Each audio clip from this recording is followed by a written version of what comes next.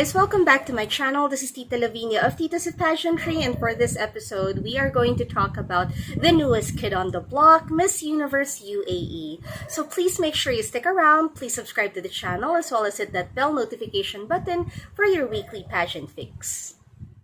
So every time we talk about where Miss Universe might be held this year, who's going to host this, one of the cities that would usually pop up is that of Dubai in UAE. Now, I guess this is because Dubai has become a playground for the rich and famous. When you think about Dubai, you think about a city that's cosmopolitan, it's very modern, it's known for its architecture, it's known for its culture, it's also known for its overwhelming wealth, it's known for luxury, it's also known for class. So when we think about Dubai, we also think about how open it is, considering that it's located in that part of the world, which we all know is more on the conservative side. So for Dubai to open up and for Dubai to welcome beauty pageants with open arms, this is really something worth talking about.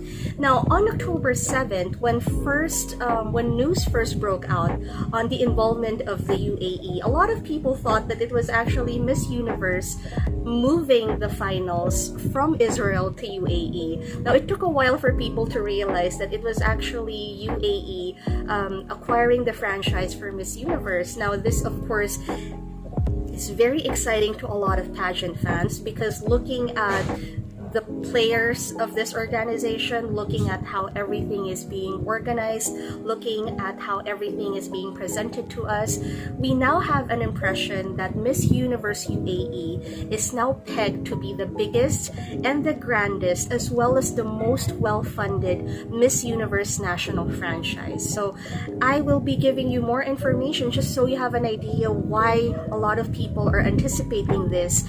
At the same level, we wait for Miss Universe South Africa, Miss France, or even Miss Universe Thailand, because this organization is now poised to be the best of them all. So let's see how they fare. So like what I mentioned, on October 7th, Miss Universe organization and Yugen events announced a historic first for the region, and this is the acquisition of the franchise for Miss Universe, forming Miss Universe UAE. Now, they held a press conference at the swanky Armani Hotel at the Burj Khalifa. So if that alone is an indicator on how grand this will be, then I don't know what is. Now, according to Miss Universe organization president Ms. Paula Sugart, in a statement, she said, "I could not be more pleased to welcome the first ever representative from the United Arab Emirates to our globally televised event in December. The UAE is marking a very important time in history, from the signing of the Abraham Accords to hosting the World Expo, and there has never been a better time to shine a spotlight on women residing in this country." Now, it's very interesting that she mentioned women residing in the country, because as we all know, the Middle East, or at least that part of the world, yes, is more on the conservative side. Now, although we have encountered candidates from countries such as Lebanon and Iraq, we do know that it isn't really enough, and we do know that this has to come from them. This doesn't have to come from us pushing them to open up. So for them to do this, for them to really sit down and really think about putting up an organization and where this is heading, I think this is really very exciting, knowing, of course, that some of the major players in the organizations are Filipinos, and that they have been very hands-on with Philippine pageantry as well. So let me introduce to you the president and the national director of the organization. He is, of course, Josh Yugen, and he is the CEO of Yugen Events. Now, if you're familiar with Josh, or if you're not familiar with him, he has been connected with Expedition magazine. He has done extensive PR work in the region,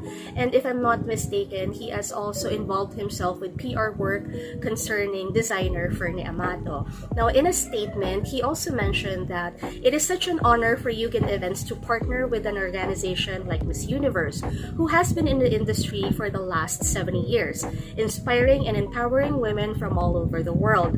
He also mentioned that Miss Universe UAE is not not just a parade of beauty or celebration of intelligence, but moreover, she is a paragon of a purposeful queen with a heart to serve and help through her advocacy. So I guess in that statement alone, you could already get a feel that this is not just a competition of beauty of face, body, as well as intelligence, that this has something a lot deeper. And I think that a lot of pageants these days are going into that direction.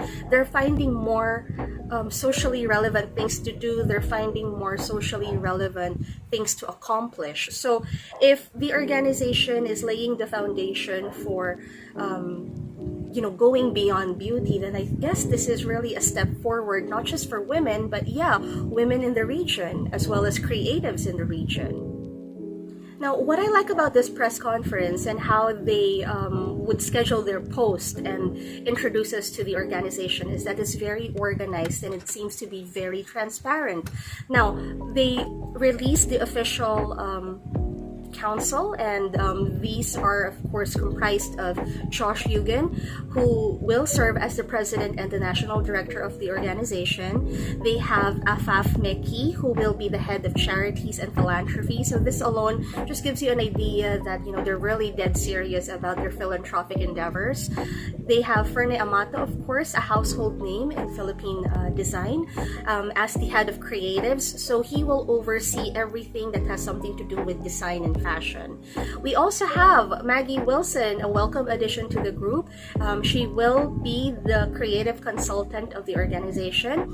We also have Sharihan Al-Mashari, the head of communications, and Zel Ali will be the head of compassion and empowerment. So I guess they will have programs as well to talk about empowerment, talk about programs for women in the region. So they also introduced the creative and artistic department heads.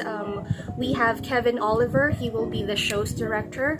Vimy Joshi will be the head of makeup and beauty. Now I'm really very excited on how they do this. I mean, Arab women, or at least women or beauty standards in this area is just a little different from this side in Asia. So I just want to know how beautiful these women will be presented as, because I gravitate towards that type of beauty actually.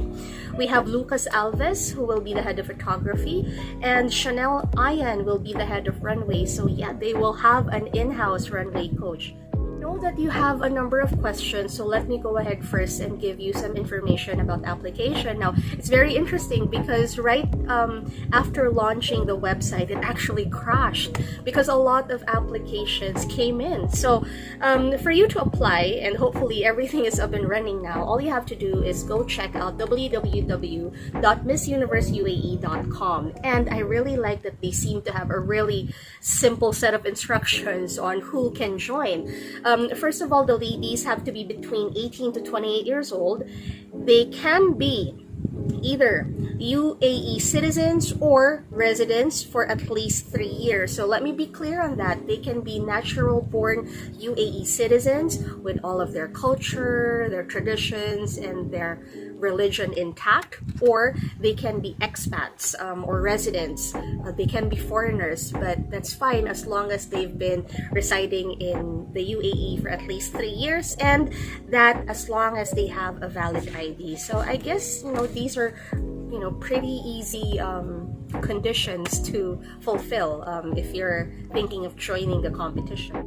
The premiere edition will be held live, and this will be in partnership with the entertainment venue La Pearl at Al Habtoor City in Dubai. This will take place at the coronation night on November 7th.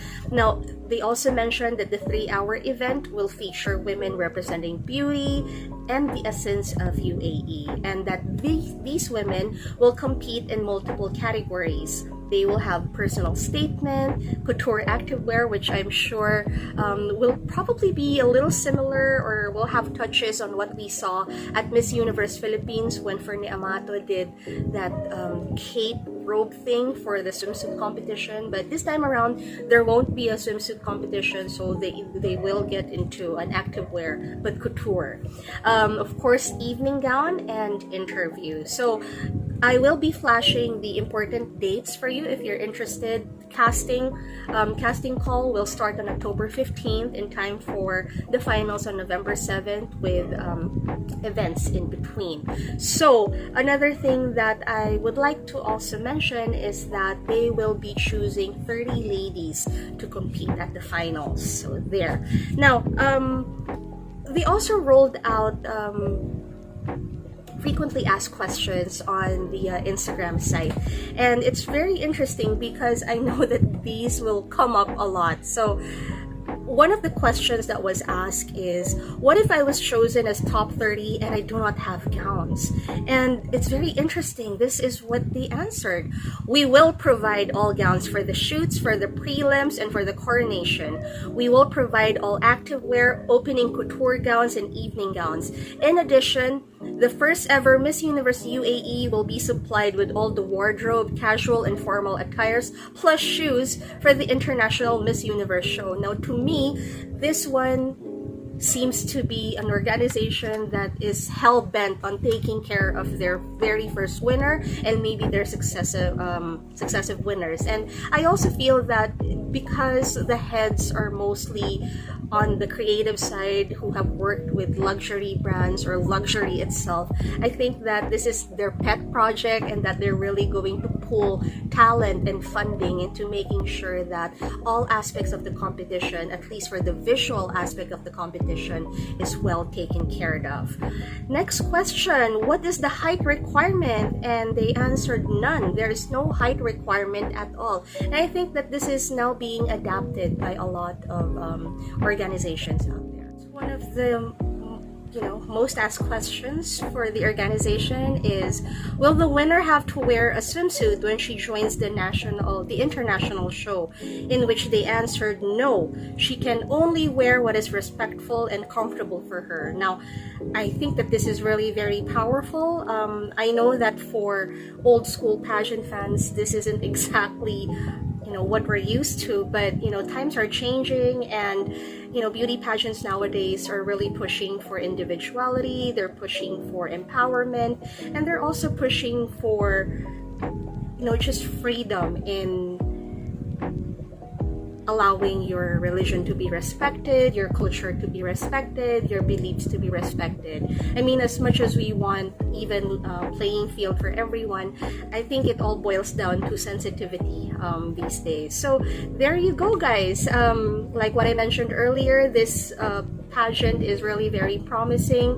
It seems to be really transparent. It seems to be organized, and I feel like because some of the folks who are very involved in this organization has dipped their toes in Philippine pageantry and pageantry elsewhere, then they have an idea on which areas to improve and which areas to really highlight. So I will be flashing some photos for you. These are of course taken from Sash Factor International, and these are some of the rumored applicants who will be joining Miss Universe UAE. So if everything goes well for them and they become part of top 30, then yeah, I think we will not only have a new franchise on the block, but we might have a region that we could really zero in on, because a lot of the ladies in this region, they're educated, they're accomplished, they're beautiful, they are physically beautiful. So there you go, guys. I will be giving you more updates on this, at least in the next coming months. But for now, let me say goodbye, and please let me know if you are as excited as I am for Miss Universe UAE by commenting below. Goodbye!